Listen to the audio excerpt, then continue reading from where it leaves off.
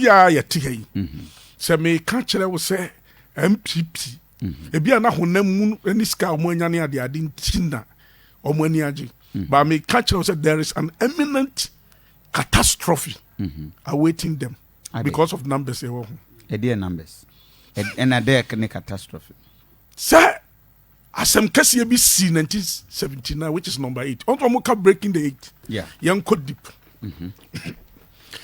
single numbers nyina we one free mo de he na wo sa dan no esa yɛ te sɛ ono a wo dan no ensisa 8 8 according to Abinfo Pythagoras mo kyerɛ sɛ a number of consciousness. Okay. Na ejina o ma the connection between both spiritual and the physical. Okay.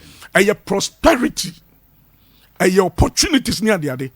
But 8 krono so ade ba ko hu ye greed and over ambition. 8 no. Greed and over ambition. Na me kyerɛ wade ade eye wo MPP party mu a anhwe yi a esaba.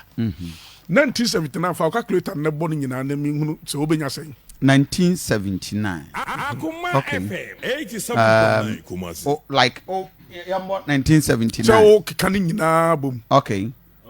1979. I'm an abe 1. I'm an abe 1 figure. 1 plus 9 plus. Into 19.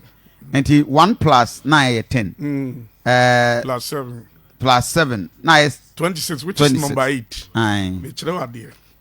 Because of over ambitions and greed into 1979, na MPP party names your friend PFP and that's say.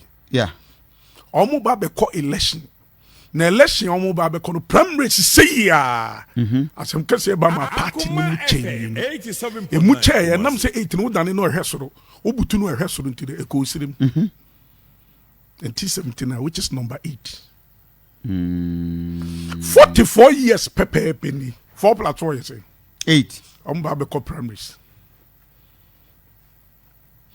Na 2024 kan ni nyina bom here. Number 8. 2024 yeah. 2048. 8. Hey. To say 8 dia. So 8 is running through consistently. More. 80 dia ne ye hu no say omo hu no greed and over ambition. Why you wild. Wow. Did you see 1979 no. Me de mani say e hu no bi. Na say there is going to be division in the party and the throne will go to the north again.